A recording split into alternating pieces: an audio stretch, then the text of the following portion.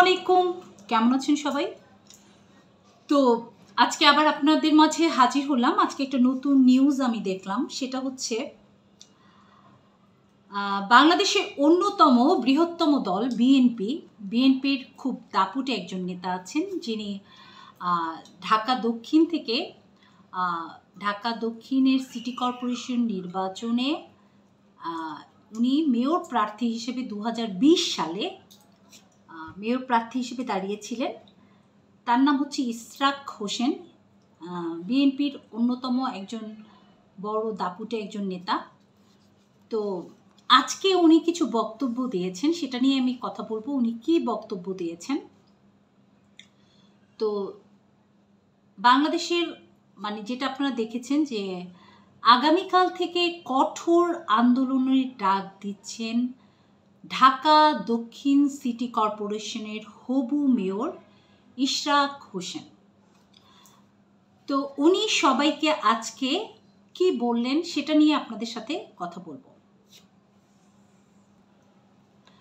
উনি সবাইকে যা জানালেন তা হলো, বাংলাদেশের সুপ্রিম কোর্টের আপিল বিভাগে মাননীয় প্রধান বিচারপতির উপস্থিতিতে বিগত ঢাকা দক্ষিণ সিটি কর্পোরেশন নির্বাচন 2020-এ অনিয়ম হওয়ায় তারা নির্বাচন ট্রাইব্যুনালে মামলা দায়ের করেছিল। সেই মামলার রায় সুপ্রিম কোর্ট বৈধতা দিয়েছে এবং এর বিরুদ্ধে যারা আপিল করেছে সেই আপিলকে খারিজ করে দিয়েছে। এর মাধ্যমে এটা বলেছে যে সেই মামলার রায় সুপ্রিম কোর্ট বৈধতা দিয়েছে এবং এই মামলার বিরুদ্ধে যারা আপিল করেছিল সেই আপিলকে খারিজ করে দিয়েছে। এর মাধ্যমে নির্বাচন কমিশন ইশরাক হোসেনকে মেয়র ঘোষণা করে গেজেট বহাল রেখেছে এবং এর মাধ্যমে উনি বোঝাতে চেয়েছেন উনি সহ ইশরাক হোসেন স্যার সহ বিএনপির সর্বস্তরের নেতাকর্মী আইনের প্রতি শ্রদ্ধাশীল ছিল। উনি সরকারের প্রতি আক্ষেপ করে বলেছেন, বাংলাদেশের অন্তর্বর্তীকালীন সরকারের কতিপয় উপদেষ্টা বাংলাদেশের নির্বাচন কমিশন, বিচার ব্যবস্থা ও প্রশাসনের উপর হস্তক্ষেপের মাধ্যমে ইশরাক হোসেন স্যারকে মেয়র নির্বাচিত করে ঘোষণা দেয়া হয় এবং শপথ বাক্য পাঠ করানোর ব্যাপারে বর্তমান অন্তর্বর্তীকালীন সরকার ব্যর্থ হয়েছে।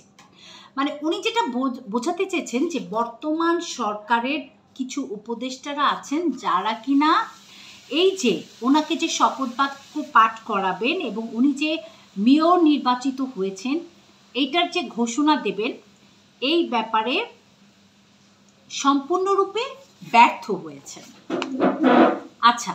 উনি সরকারের কাছে দাবি করেছেন, উনি হচ্ছেন ইশরাক হোসেন স্যার, সরকারের কাছে দাবি রেখেছেন অনতি বিলম্বে ওনাকে শপথ বাক্য পাঠ করানোর ব্যাপারে অন্তর্বর্তীকালীন সরকার যদি ব্যবস্থা না নেয় তাতে প্রতীয়মান হয় যে বর্তমান সরকার বাংলাদেশের সর্বোচ্চ আদালত এবং আপিল বিভাগের প্রতি অবমাননা করেছে।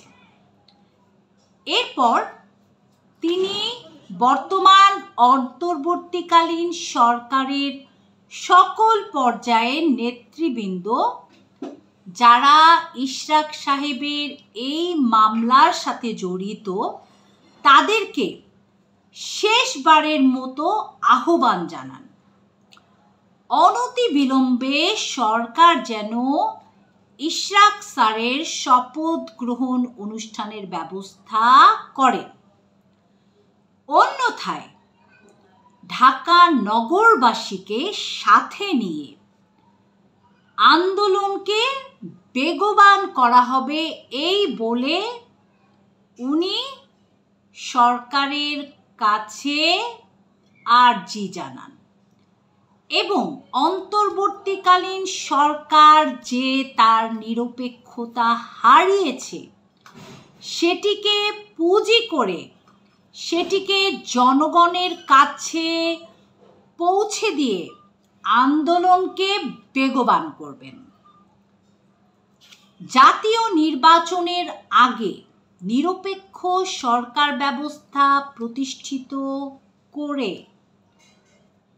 যার অধীনে মানে জাতীয় নির্বাচনের আগে কি করবে? নিরপেক্ষ সরকার ব্যবস্থা প্রতিষ্ঠা করবে। বর্তমান সরকারকে ইশরাক হোসেন স্যার বলছেন যে বর্তমান সরকার তার নিরপেক্ষতা সম্পূর্ণভাবে হারিয়েছে, সে কোনো একটা দলকে সমর্থন করছে।